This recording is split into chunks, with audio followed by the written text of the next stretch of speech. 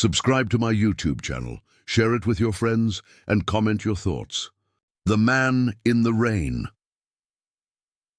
He was bleeding on her doorstep when she opened the door and said her name, like he already knew her. It was nearly midnight. The rain had not just been falling, it had been slamming the world outside for hours. Thick, cold, sheets of it lashed down like punishment from the sky, soaking everything, flooding the roads, and muting the sound of the world into a low, constant hum. In the tiny town of Ridgewell, nestled in the shadows of the mountains, people had long since closed their doors, drawn their curtains, and turned off their porch lights. But one light still burned. Amelia Hart was standing in the cramped kitchen of her old rented cottage, peeling off her drenched diner uniform and wringing it out over the sink. Her body ached from the double shift, 14 hours straight, no break, $5 tips, and her feet felt like they'd been dipped in cement. She hadn't eaten a proper meal in 2 days. There was half a cup of milk in the fridge, a dented box of cereal on the shelf, and rent was already 2 weeks overdue. She was debating between sleep and crying when the knock came.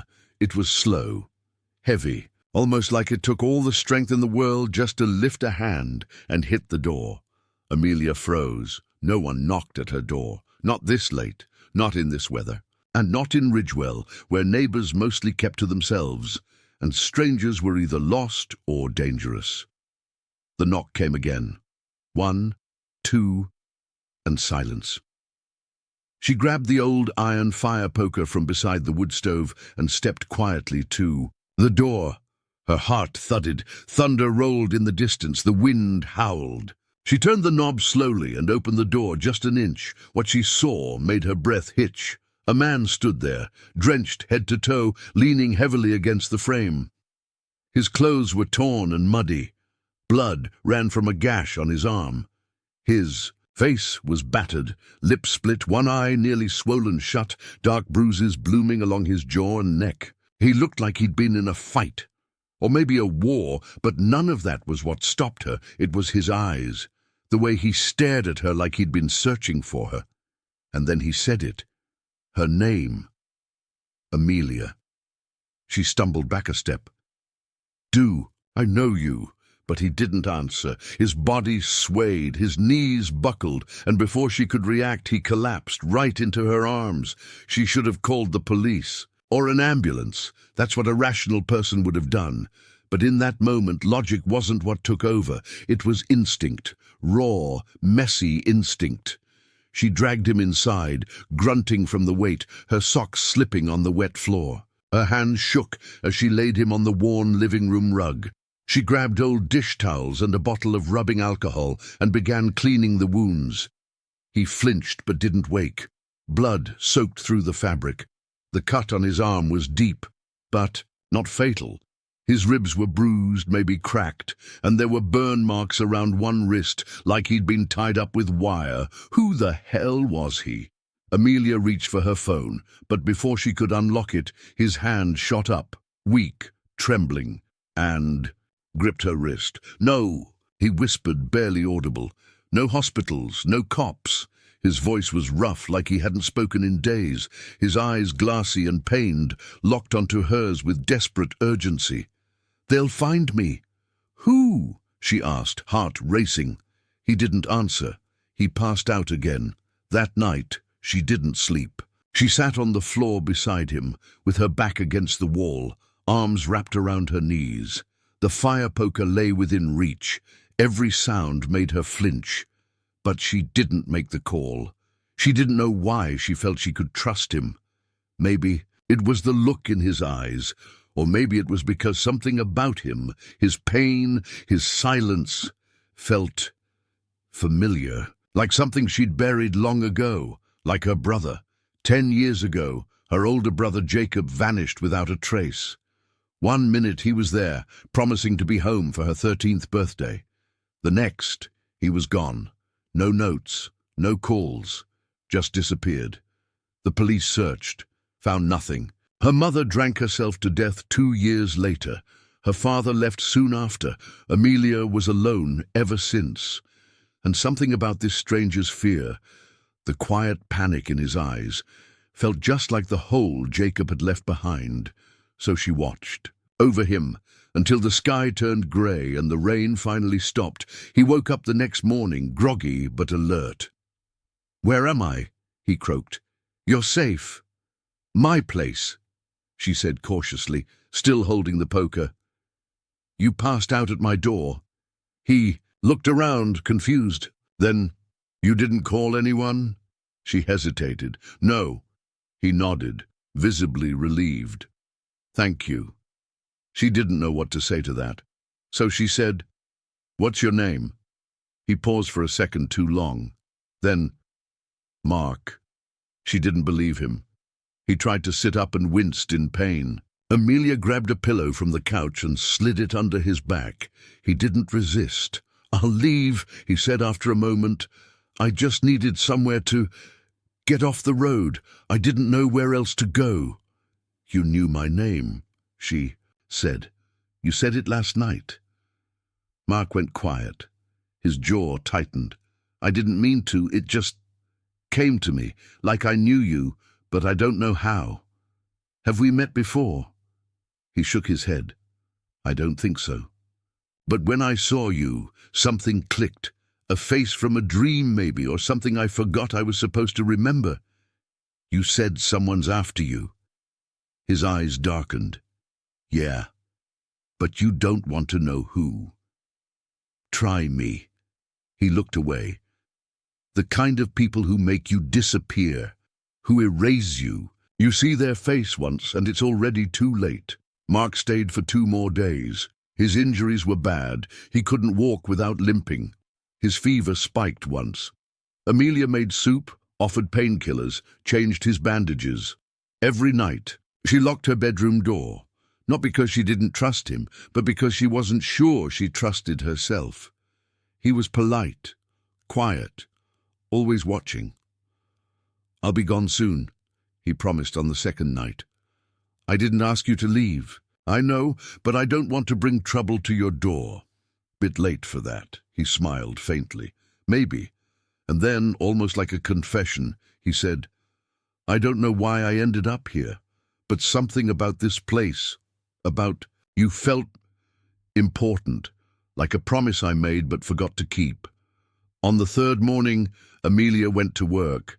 The diner was its usual mess of burnt coffee, cranky regulars, and sticky tables. But something was off. Her manager, Donna, barely looked at her. The cook in the back didn't greet her like usual. A group of men she didn't recognize sat in a booth near the door and stared a little too long when she walked past. By noon, she was jittery. By 3 p.m., she was sure she was being watched. Then, during her break, she walked into the supply room to grab more napkins and found a folded note taped to the freezer door. No name, no sender. Just 4 words in bold block letters. "He's not who you think." She whipped around. No one was there. She rushed home early, heart in her throat. But when she got there, Mark was gone. The blanket she'd given him was folded on. The couch, the cup she'd left beside him was empty. So was her phone, and her framed photo, the last picture of her and her brother, taken just before he vanished, was missing from her nightstand. Amelia felt like the ground dropped out beneath her. She checked every room. No signs of forced entry, no broken windows, no note, until she stepped into the kitchen. There, on the counter, was a piece of paper. It was soaked through with something, blood, and scrawled in a shaky, urgent hand, 2 lines. "Don't trust anyone, especially not the ones who tell you to." Her hands trembled as she picked it up. Her breath came in short, panicked gasps. A million thoughts raced through her mind. Why did he take the photo? Why did he say her name?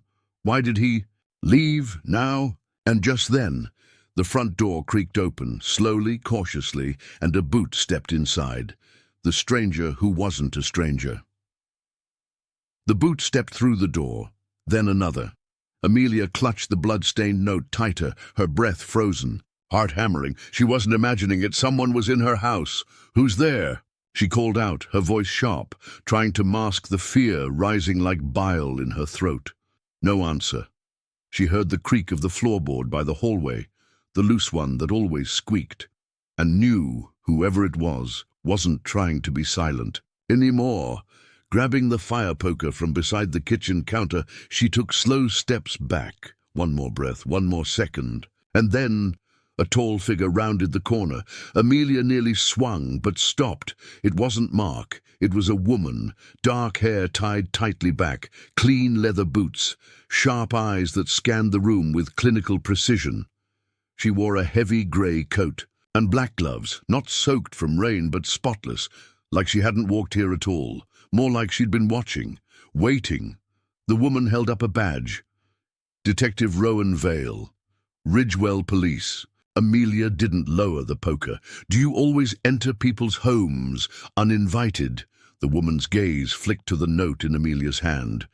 Only when the door's already open and someone might be in danger. Amelia didn't say anything. The detective stepped forward and closed the door gently behind her. We're looking for someone, she said calmly. A man, late 20s, wounded, may have been involved in an accident, or something worse. What kind of accident? Amelia asked carefully. Rowan's eyes didn't blink.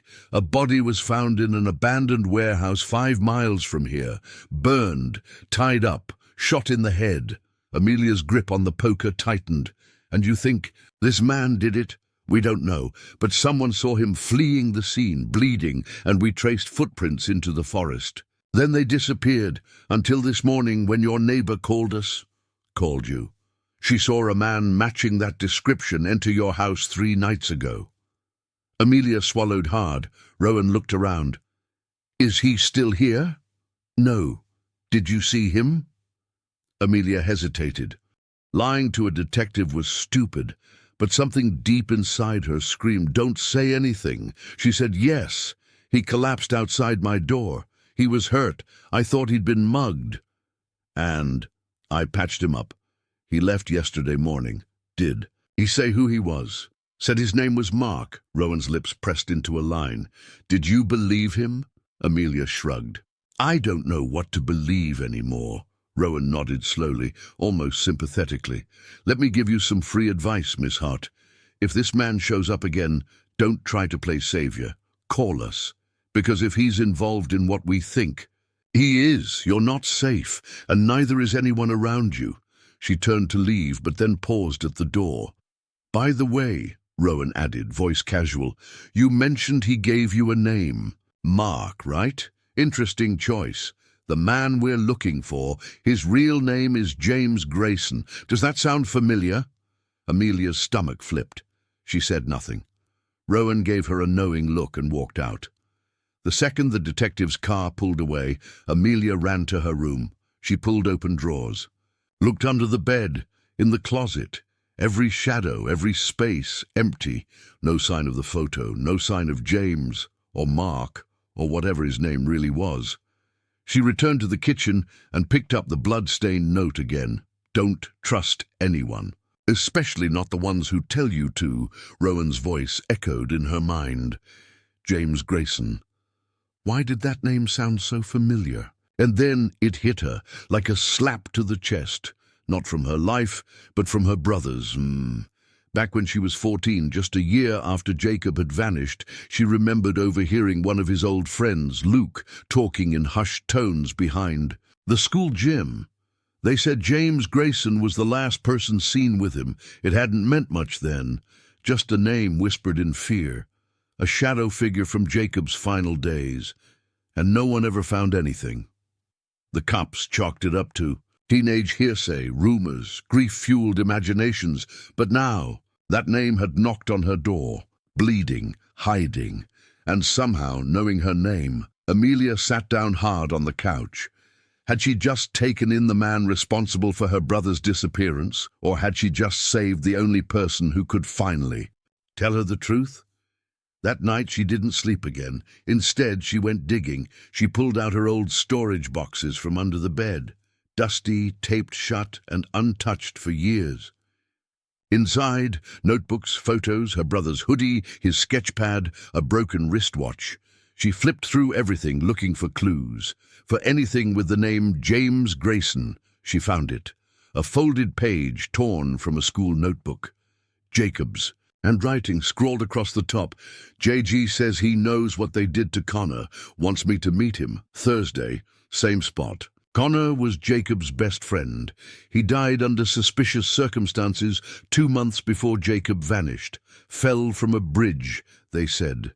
But the fall didn't match the bruises on his body. Back then, people murmured about drugs, gangs, even cover-ups, but nothing was proven, and now this. James Grayson was the thread that tied all of it together, and he had come to her. The next day, the diner was tense. Donna, the manager, avoided Amelia like she had a disease. The mysterious men in the booth were gone, but there was now a black SUV parked across the street, watching, waiting. Amelia didn't go home after her shift.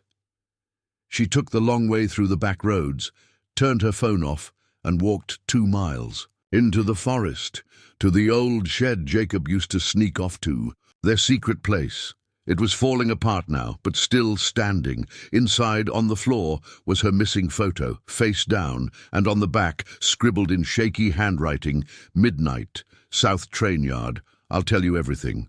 She nearly didn't. Go. Every bone in her body screamed trap. Every rational thought said call the police, but her heart, raw, desperate, aching for answers, said go. So she did. The South Train Yard was abandoned years ago. Now it was rusting, overgrown, and silent as a grave. Amelia crept between the old cargo cars, flashlight off, nerves on fire. The wind whipped through the steel structures, moaning like ghosts. Then she saw him, James, sitting on an overturned crate, jacket zipped to his throat, hood up. He stood when he saw her. "You came," he said softly. "You owe me answers," she snapped. "I know." "Why my brother? Why now? Why me?" James looked down. "Because I should have protected him." Amelia froze. "What?" "He wasn't supposed to meet me alone," James said. "I told him to bring someone. I told him we were being watched. But he came anyway, and then they got to him." Her voice broke. "Who?" James stepped closer. "The same people that burned that man in the warehouse. The same people Detective Rowan works for. The same ones who've buried every secret in this town for over a decade." Amelia shook her head.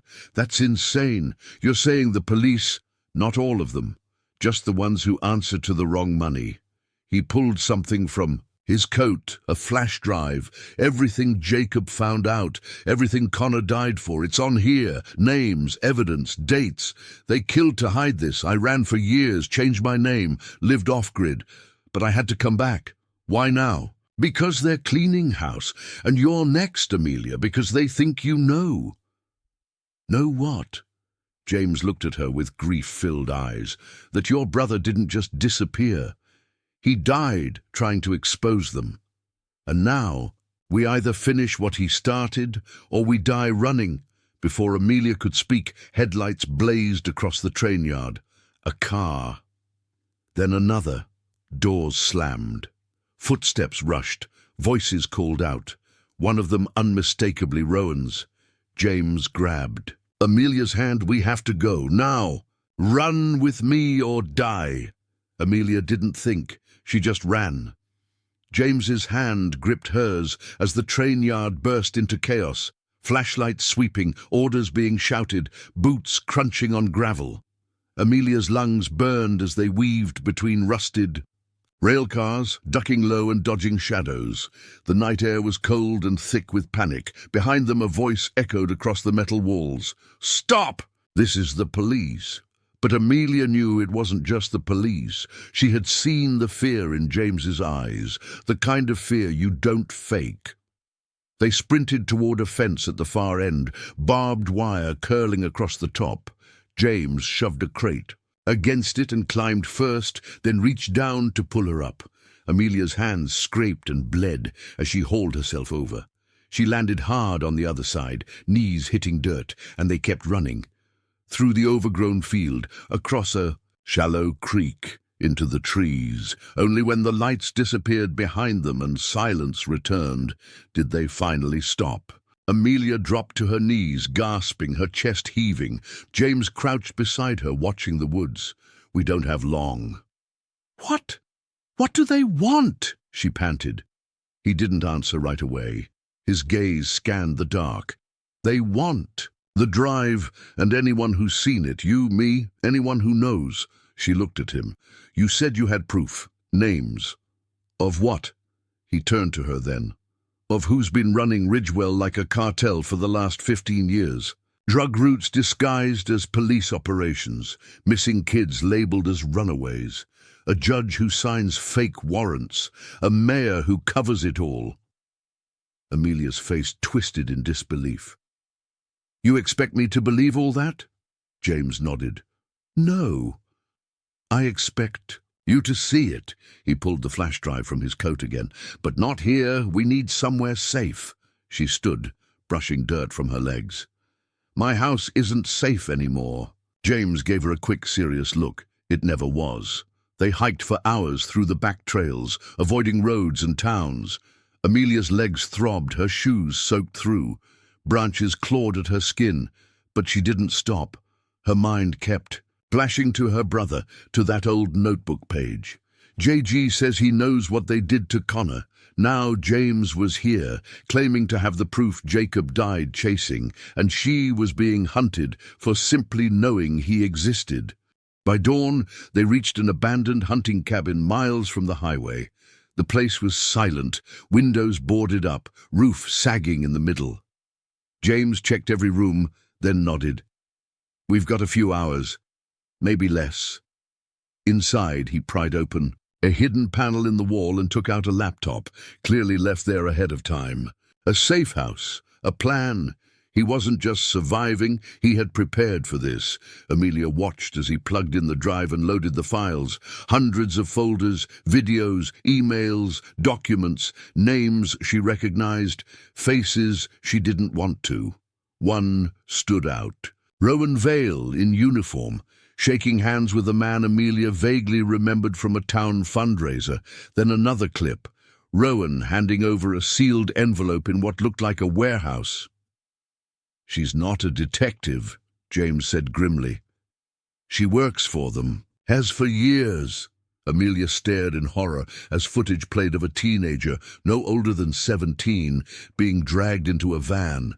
The license plate traced back to a county vehicle. The kid was never reported missing, just disappeared. "Your brother found this," James said quietly, "and tried to bring it to light. He didn't realize how deep it went. Neither did I." Amelia shook her head. "Why would you come back?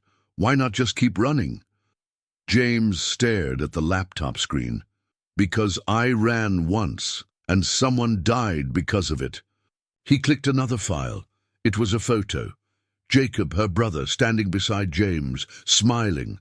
"That was the last day I saw him alive." Amelia's breath caught in her throat. "You knew him. You were his friend." James nodded. "I was more than that. I was his protection, or I was supposed to be." She stepped back, heart pounding. "Then why did you lie to me? Why didn't you say who you were?" "Because you wouldn't have trusted me, and I needed time to know if I could trust you." She stared at him, hurt, betrayed. "You used me. I didn't want to. You let me believe I was crazy for thinking this town had secrets." He stepped forward. "I came to you because your brother trusted you, because he believed you'd finish what he couldn't." She looked away, tears burning behind her eyes. "You shouldn't have come back. I had to. Why? What do you want from me?" James hesitated. Then he said something she never expected. "Your help." They spent the next hour uploading encrypted files to a private server.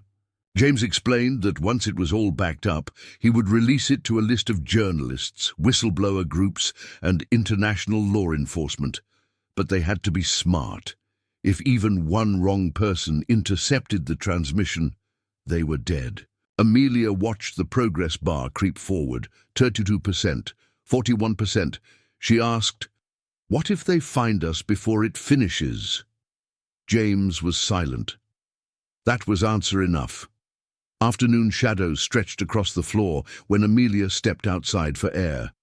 The trees whispered with wind, and the silence finally gave her space to think. Her entire life she had believed Jacob vanished, chasing nothing, a foolish boy with a hero complex. Now she knew he had been right, brave, selfless, and murdered. And James, this man who walked into her home pretending to be someone else, had carried that guilt with him for years. She should hate him, but she didn't, because she saw something in his eyes now, the same thing she used to see in Jacob's, a desperate need to do the right thing, even if it killed him. Suddenly, a branch snapped behind her. She turned. Nothing. Then, a flicker of movement behind the trees. She squinted. James, no answer. Her instincts screamed. She stepped backward toward the cabin, then froze. A voice came from behind. Low, calm, cold. Don't turn around. She felt the barrel of a gun pressed to her back. Her stomach dropped. Another voice. Female, familiar. Hello again, Amelia, Rowan. Amelia raised her hand slowly. I'm not armed. I know, Rowan said. You're not stupid. That's why you're going to walk back inside with me. Nice and easy. Amelia's heart thudded. She couldn't warn James, couldn't scream. Rowan nudged her forward. One step at a time. As they neared the door, Rowan spoke again. You shouldn't have taken him in. You could have lived a long, quiet life. I was never going to have that, was I? Amelia whispered. Rowan smiled behind her. No, but it's cute that you thought you could. Suddenly, bang! The front window exploded. Rowan dove back, firing wildly. Amelia hit the ground. James stood inside, rifle raised. Move! Amelia rolled toward the porch as bullets tore through the cabin walls. Rowan shouted something into her radio, then disappeared behind a tree. James yanked Amelia inside and slammed the door. They're surrounding us, he said. We've got maybe minutes. Then we finish the upload, she said, breathless. He nodded. We hold them off. Together. Amelia picked up a pistol from the floor. She didn't even ask how it got there. She knew what needed to be done. From outside, Rowan shouted, James Grayson, Amelia Hart, you've been marked enemies of the state. Lay down your weapons and come out with your hands up. James smirked grimly.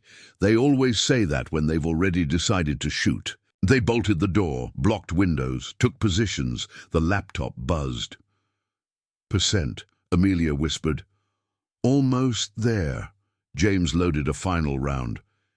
If we don't make it, she cut him off. We will. The moment hung between them. Fear, resolve, truth.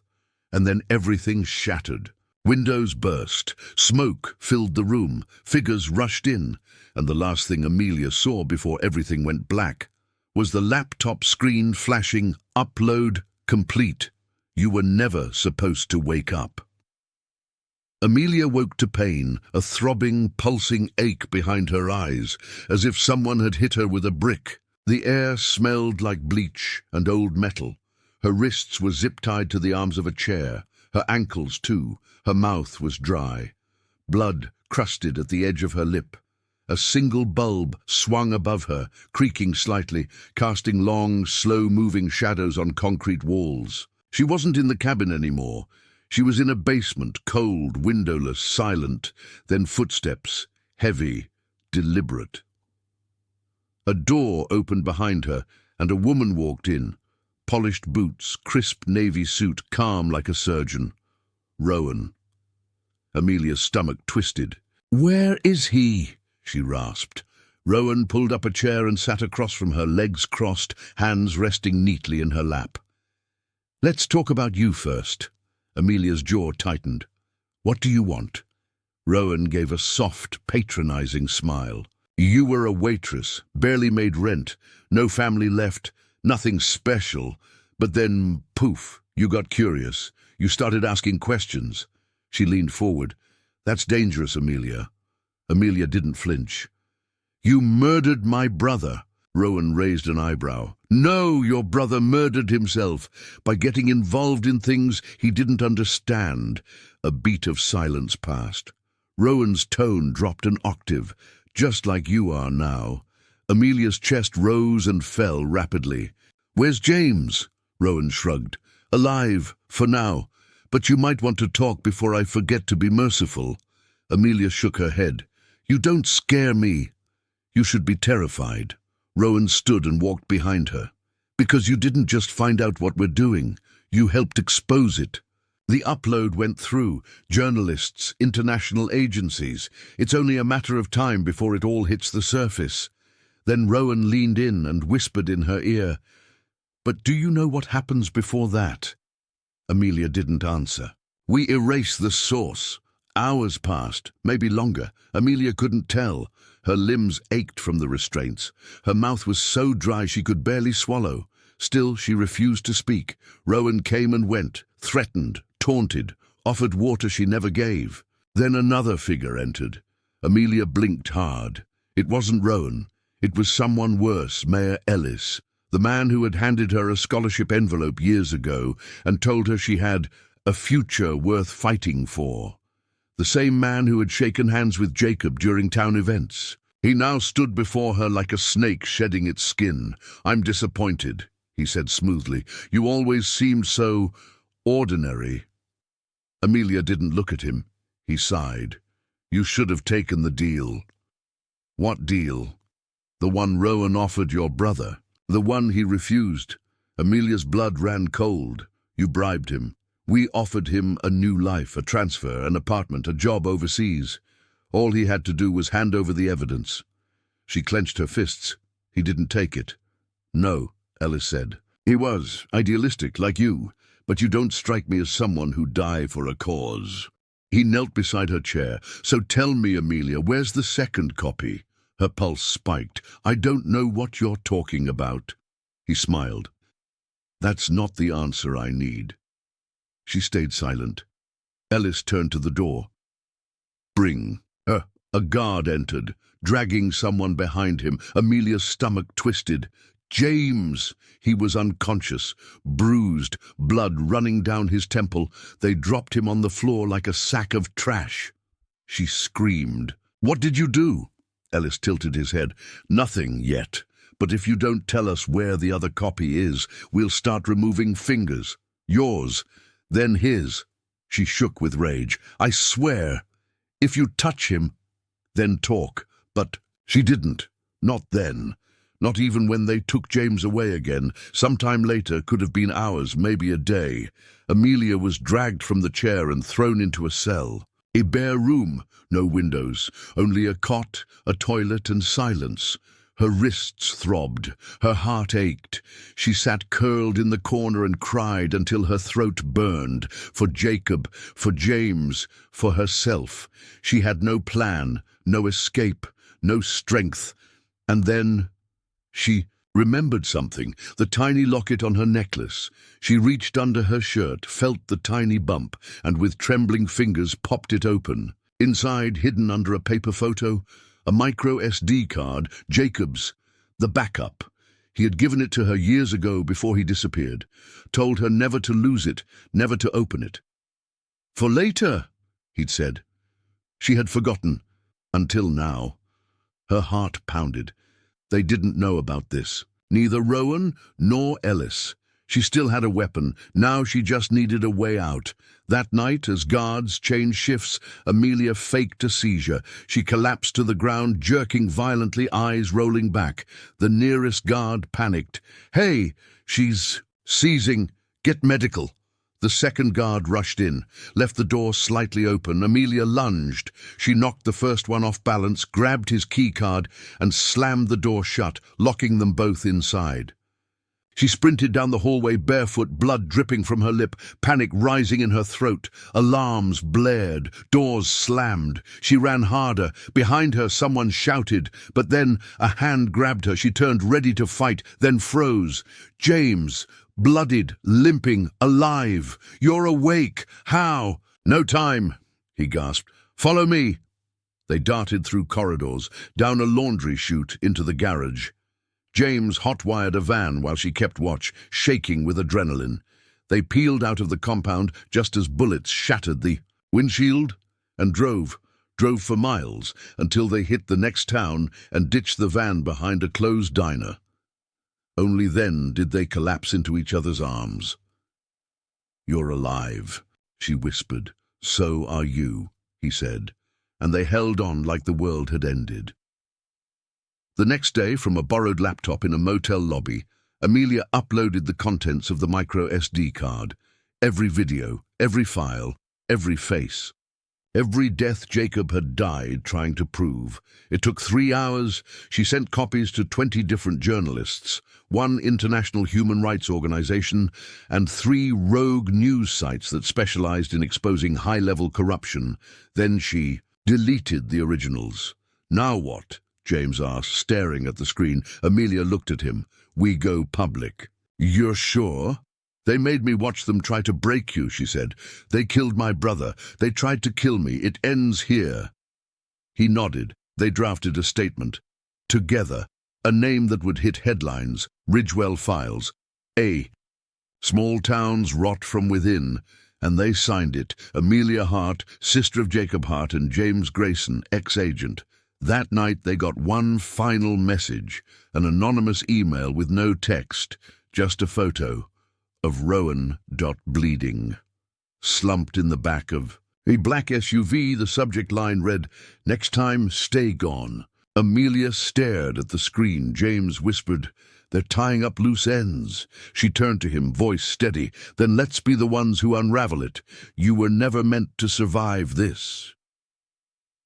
The explosion rocked the building. Amelia and James hit the floor, just as shattered glass rained down and smoke billowed into their cheap motel room. The walls trembled, car alarms screamed outside, sirens, screams, chaos.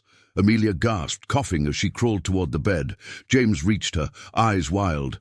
"They found us!" She nodded, already yanking on her boots with trembling hands. "We have to move now." They grabbed only what they could carry, laptops, phones, Jacob's locket, a backpack of cash they'd hidden in the closet, and ran down the stairs, through the alley, into the black of night. Behind them, flames engulfed the motel. Someone had tried to kill them again. This time, they hadn't missed by much.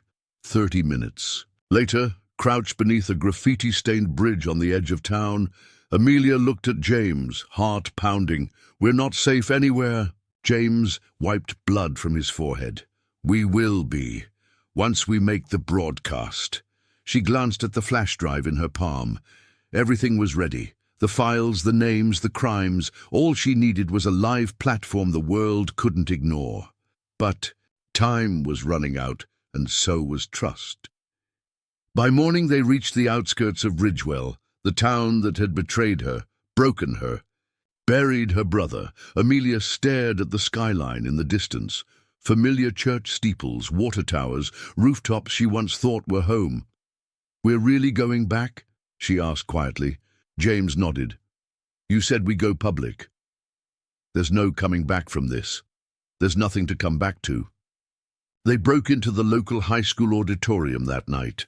The building was dark, empty, but still had the tech they needed. James connected the laptop to the school's broadcast network. Amelia stood center stage, nerves eating her alive. As she stared into the old webcam taped to the podium, a single light bulb flickered above her. James gave her a look. "This is it." She swallowed hard. Then hit Go Live. Thousands were already watching. "Hello," she said, her voice cracking. "My name is Amelia Hart. You don't know me, but you know my brother. Or, you knew the version they told you." The chat exploded with messages. People remembered Jacob's suicide.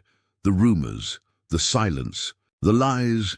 Amelia took a deep breath and looked directly into the camera. They killed him, not just one person, a system, a secret network inside Ridgewell and beyond.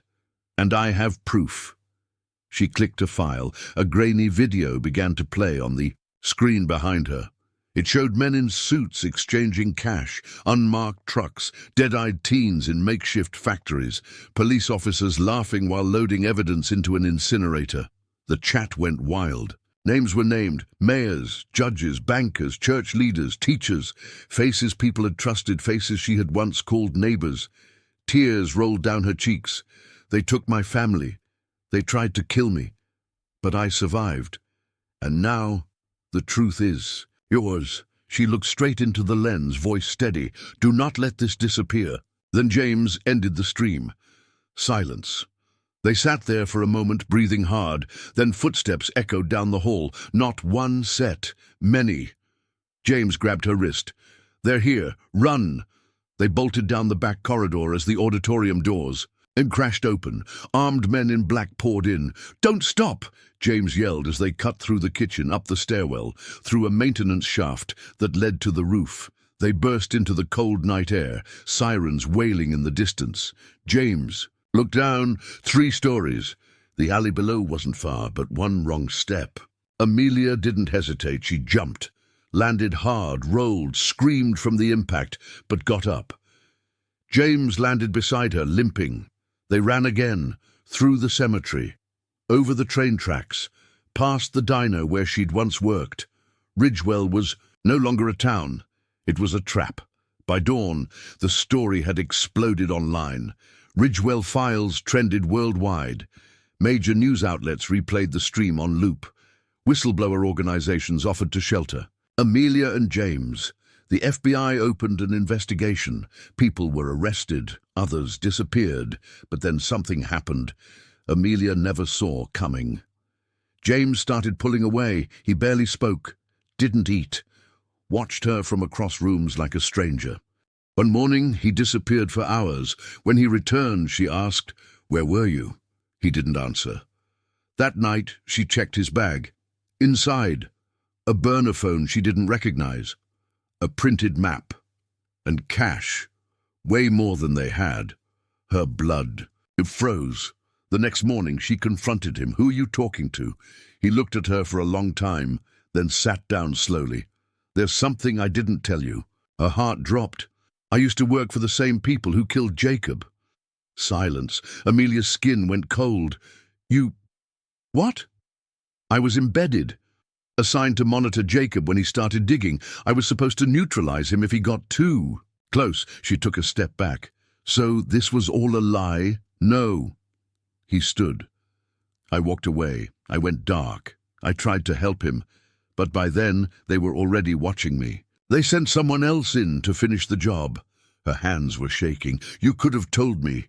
I was trying to protect you." Amelia stared at him like she didn't recognize the man who had bled for her, saved her, kissed her. "Is that what you told them?" He flinched. "You're still in contact, aren't you?" "No." "Don't lie to me again." He hesitated, then whispered, "They offered me a deal, a way out, for both of us." Amelia's chest heaved. "You were going to sell me out." "I didn't. I couldn't. But you almost did." He didn't answer. Tears blurred her vision. "I trusted you, James." He reached out. She stepped back and walked out the door. That night, she didn't sleep. She sat alone in a train station 3 towns over, phone buzzing every few minutes with journalists, lawyers, threats, and praises. The world now knew the truth. But Amelia didn't feel victorious. She felt broken, again, by someone she thought was different. Then a shadow moved beside her. She turned, ready to run, but it wasn't James. It was an old woman, worn coat, kind eyes, holding a tiny folded note. "He told me you might come here," she said softly, handing Amelia the paper. Amelia opened it. It was a letter. "Amelia, I won't ask for forgiveness, but I want you to know you changed me. You made me believe again. You made me human again. I'm going back, to face them, to testify, to end this from the inside. Whatever happens next, you saved me." James, she clutched, some scars heal into armor. Amelia sat frozen on the cold bench, the note still trembling. In her hand, outside the station window, dawn was breaking, a soft golden line cutting through the black sky. Somewhere in the distance a train wailed, echoing like a cry in her chest. She read James's words again. He was going back, alone, to face the very people who once owned him, to testify, to destroy the web from inside. 1,000 feelings collided. In her, rage, heartbreak, disbelief. But one thing cut through the noise louder than all the rest. She wasn't going to let him walk into hell alone. By the time Amelia returned to Ridgewell, the town had already started to change. The mayor had been arrested. 3 school board members were missing. Half the police force was under federal investigation. Journalists flooded the streets like ants, desperate for scraps of the truth. And in the courthouse steps that morning, James stood in cuffs, flanked by U.S. Marshals. Amelia pushed through the crowd. "James!" He looked up, bruised but calm, and when he saw her, something broke in his face. Not relief, not fear. Hope. "I'm testifying," he said as she reached him. "Everything. I told them everything." Amelia nodded, tears running freely now. "I'm staying. I'll be there." He leaned in as the guards pulled him away. "You're stronger than all of them, Amelia. They'll never silence you again." The trial gripped the nation. Day after day, new horrors surfaced: child trafficking, forced labor, land theft, murder for hire. Schemes. People cried in courtrooms, collapsed in streets. Entire institutions fell like dominoes. Amelia testified too.